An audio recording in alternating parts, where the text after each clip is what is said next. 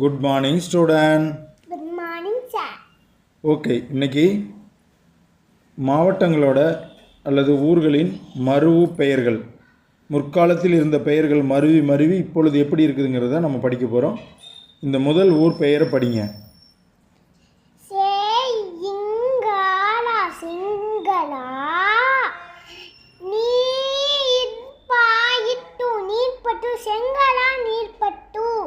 செங்கல நீர்ப்பட்டு என்பது அந்த ஊரின் பழைய பெயர். இப்பொழுது அந்த ஊரின் பெயர் எப்படி இருக்குதுன்னு பார்ப்போம். அந்த டிஸ்ட்ரிக்ட்னு சொல்லலாம். செங்கல நீர்ப்பட்டு இதெல்லாம் எப்படி சொல்கிறதுனா, அப்போ இருந்த அந்த ஊர் என்ன பொசிஷனில் இருக்கோ அதை வச்சு பேர் வச்சுருப்பாங்க, செங்கல நீர்ப்பட்டுன்னு. இது காலப்போக்கில் எப்படி மாறி இருக்குன்னு பாருங்கள்.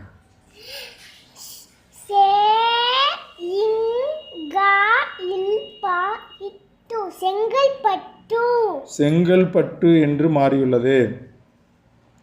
செங்கல நீர்ப்பட்டு என்ற ஊர் இப்பொழுது செங்கல்பட்டு என்று மாறியுள்ளது. தெரிஞ்சுக்கிங்க. செங்கல நீர்ப்பட்டு என்பது செங்கல்பட்டு மாவட்டத்தின் பழைய பெயராகும். ஆகையால் செங்கல்பட்டு மாவட்டத்தின் பழைய பெயர் அப்படின்னு சொல்லி கேட்டாங்கனாலும் நம்ம செங்கல நீர்ப்பட்டை சூஸ் பண்ணணும். செங்கல நீர்ப்பட்டு என்பதை மேலே கொடுத்துட்டு கீழே செங்கல்பட்டு மாதிரி ஒரு 4 ஆப்ஷன் கொடுத்துருந்தா அதுலேயும் நம்ம சரியாக எழுதணும். ஓகே, அடுத்த ஊர்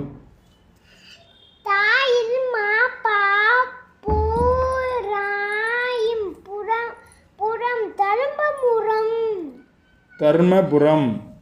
தர்மபுரம் என்பது ஊரின் பழைய பெயர். தர்மபுரம் என்பது இந்த ஊரின் பழைய பெயர். இதுவும் ஒரு டிஸ்ட்ரிக்ட் தான். தர்மபுரம் என்பது ஊரின் பழைய பெயர். அதனுடைய புதிய பெயர்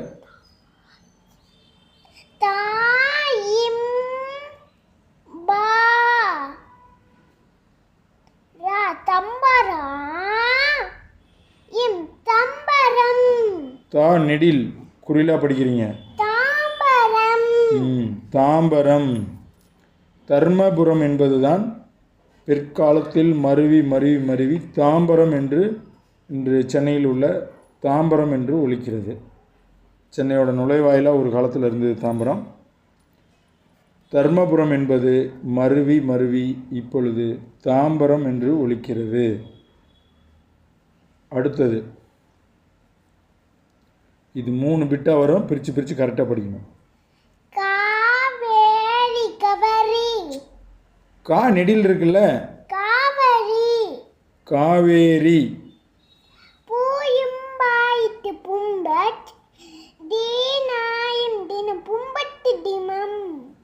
காவேரி பூம்பட்டினம். படிக்கிற ப்ராக்டிஸை கரெக்டாக பண்ணணும், அப்போ தான் சரியாக வரும். காவேரி பூம்பட்டினம் என்பது பழைய பெயர். காவேரி பூம்பட்டினம் என்பது பழைய பெயர். அதனுடைய புதிய பெயர் இது டிஸ்ட்ரிக்ட் கிடையாது, இது ஊர் பெயர் காரணம் தான். இது காவேரி பூம்பட்டினம்னு சொல்லி தான் முன்னாடி வச்சுருந்தாங்க. இப்போ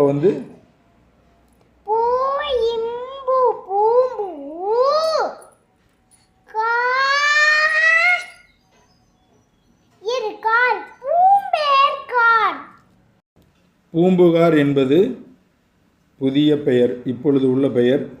காவேரி பூம்பட்டினம் என்பது பழைய பெயர். பூம்புகார் என்பது புதிய பெயர். பூம்புகார் நம்ம தமிழில் சங்க தமிழில் இடம்பெற்ற மிக முக்கியமான ஒரு துறைமுக நகரமாக இருந்தது தான் பூம்புகார். ஸோ அது காவேரி பூம்பட்டினம் என்று தான் அழைக்கப்பட்டது. இப்பொழுது தான் பூம்புகார் என்று அழைத்து கொண்டிருக்கிறோம்.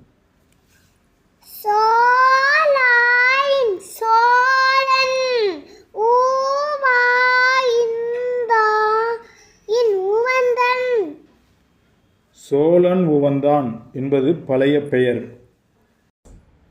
சோழன் உவந்தான் என்பது பழைய பெயர். இப்பொழுது அது புதிய பெயரில் உள்ளது, அதாவது சுருங்கி உள்ளது. மருவி வருதுன்னாவே நமக்கு ஒரு பெரிய பெயர் மருவி அப்படி தான் வருது. பெரும்பாலான பெயர்கள் மருவி சுருங்கி தான் வருது. இதனுடைய சோழன் உவந்தான் என்பது புதிய பெயர் என்னங்கிறத படிங்க.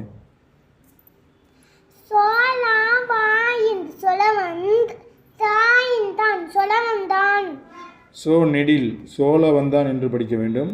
சோ நெடில்.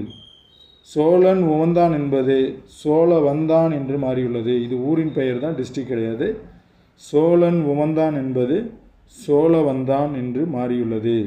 இதெல்லாம் பெயர் காரணம் கட்டாயமாக இருக்கும். ஏன்னா ஒருவேளை சோழ பேரரசு ரொம்ப விரும்பிய ஊராக இருந்திருக்கலாம். அதை தான் அப்போ வச்சிருக்கலாம்னு நினைக்கிறேன், சோழன் உவந்தான்னு. அடுத்தது திருமலை. சரியா படிங்க. திருமலை. ஒரு எழுத்தை விட்டுட்டு படிக்கிறீங்க. திருமலை. ஈயே வரமாட்டேங்குது நீங்கள் படிக்கிறதுல. திருமயிலை என்று படிக்க வேண்டும். திருமயிலை என்று தான் எழுத்து சேர்த்து படிக்கும்போது படிக்கணும். ஒரு எழுத்தை விட்டிங்கன்னா கூட அந்த வார்த்தை சரியாக வராது. சரி, திருமயிலை என்பது இப்பொழுது என்ன ஊராக இருக்குதுங்கிறத படிங்க.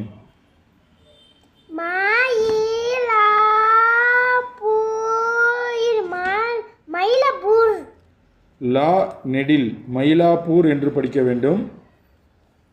திருமயிலை என்ற ஊர் இப்பொழுது மருவி மயிலாப்பூர் என்று மாறியுள்ளது. சம்மந்தமே இல்லாமல் மாறி இருக்கு பாருங்கள். அந்த திருமயிலை என்பது திருவை எடுத்துட்டு கடைசியில் மயிலாப்பூர் என்று மாறிவிட்டது. அடுத்தது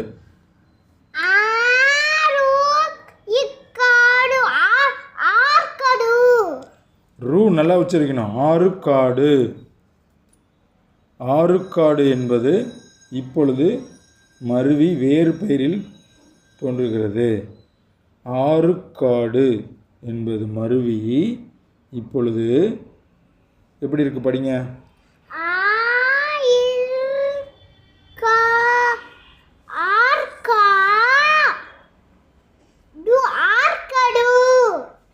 கா நெடில் இருக்குது. ஆற்காடு என்று உள்ளது.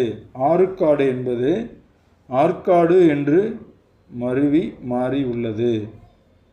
ஆறுகாடு என்பது ஆற்காடு என்று மருவி மாறி உள்ளது. அடுத்தது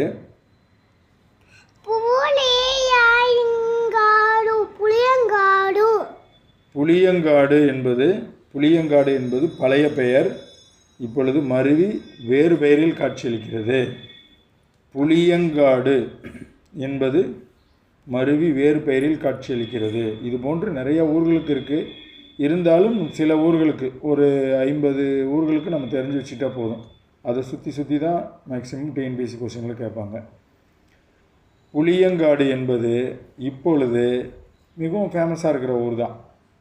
அது முன்னாடி புளியங்காடு என்று இருந்திருக்குது. இப்போ அது என்னவா மாறி இருக்கிறதுன்னு படிங்க.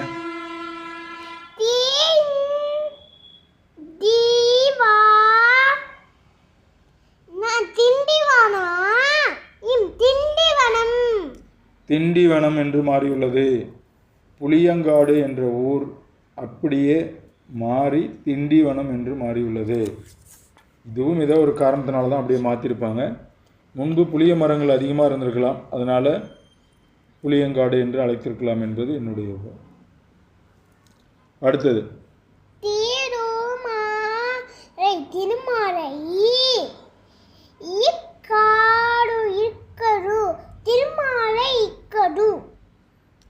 இக்க படிக்க வேணாம்னு சொல்லியிருக்கிறேன். இக்க உச்சரிக்கிறதுக்கு தான், அழுத்தி உச்சரிக்கதான். திருமறை காடு அப்படின்னு படிக்கணும். கரெக்டாக நெடியில் கரெக்டாக படிக்கணும், குறியில் கரெக்டாக படிக்கணும். குறியில் நெடிலாவோ நெடியில் குறிலாவோ படிச்சிங்கன்னா தவறாக வந்துடும். திருமறை காடு என்பது இப்பொழுது வேறு பெயரில் அழைக்கப்படுகிறது. திருமறை காடு என்பது இப்பொழுது வேறு பெயரில் அழைக்கப்படுகிறது. அது என்ன என்பது படிப்போம். கவனமாக படிங்க.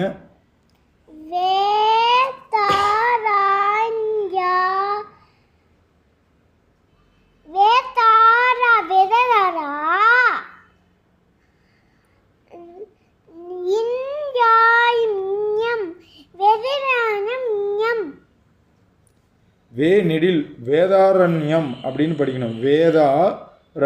வேதாரண்யம் அப்படின்னு கூட்டணும். அடுத்து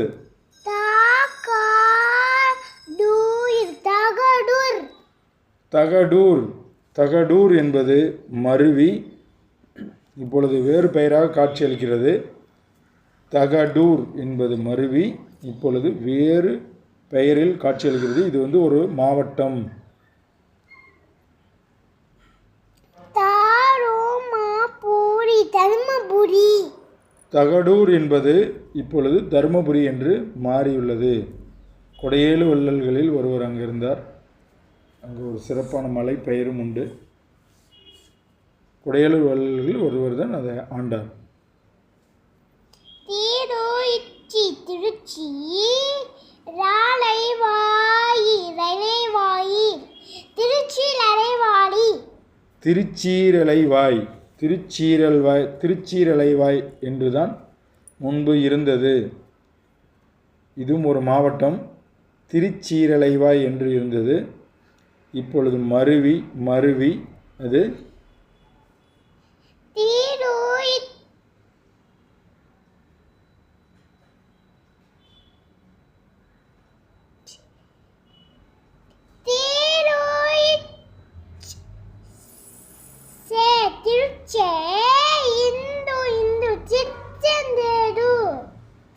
திருச்செந்தூர்.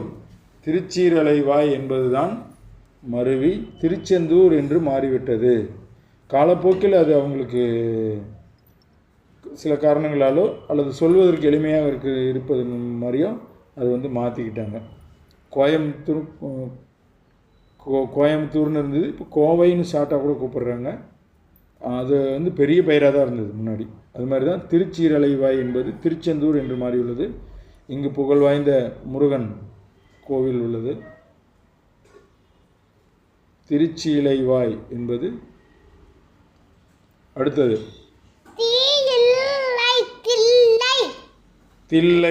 தில்லை என்பதும் இப்பொழுது மாறியுள்ளது.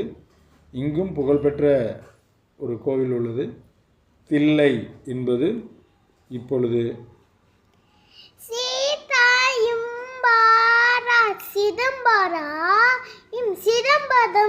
சிதம்பரம் என்று மாறியுள்ளது. தில்லை நடராஜர் கோவில் இன்றும் அப்படி தான் சொல்கிறாங்க நிறையா பேர், தில்லை நடராஜர் கோவில்னு. அதுதான் முன்ன ஊர் பெயராகவே இருந்தது. காலப்போக்கில் அதை சிதம்பரம்னு மாற்றிக்கிட்டாங்க. சிதம்பரம் போய் தான் நம்ம இப்போ இன்றைக்கி தில்லை நடராஜர் கோயிலை பார்க்கணும். தில்லை என்பது சிதம்பரம் என்று மாறியுள்ளது. அடுத்தது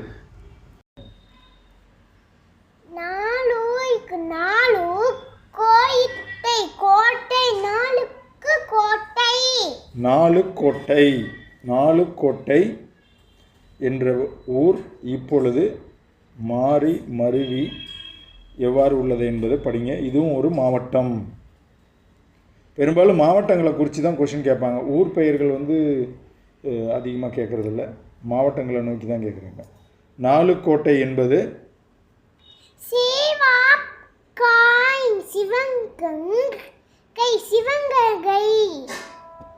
சிவகங்கை என்று படிக்க வேண்டும். சிவகங்கை என்று படிக்க வேண்டும்.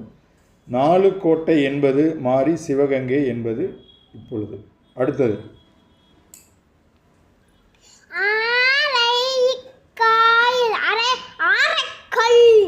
ஆரைக்கல்.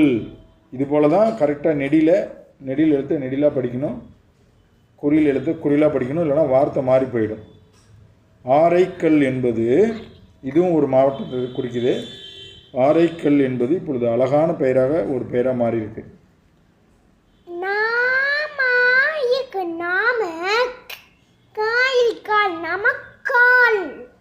நெடில் நாமக்கல் என்பதுதான் இப்பொழுது உள்ள பெயர். ஆரைக்கல் என்பது பழைய பெயர், நாமக்கல் என்பது புதிய பெயர். இப்போ நீங்கள் வந்து பயிற்சியோடு சேர்த்து எழுத்து சேர்க்குற பயிற்சியோடு சேர்த்து ஊர் பெயர்களையும் தெரிஞ்சுக்கிறீங்க, ப்ளஸ்ஸு நிறையா விஷயங்களையும் கற்றுக்குறீங்க. குழந்தைங்களுக்கு இப்படி சொல்லித்தரும்போது தேவையான விஷயங்களையும் கற்றுக்குவாங்க, படிக்கவும் கற்றுக்குவாங்க. இவங்களுக்கு வந்து முதல்ல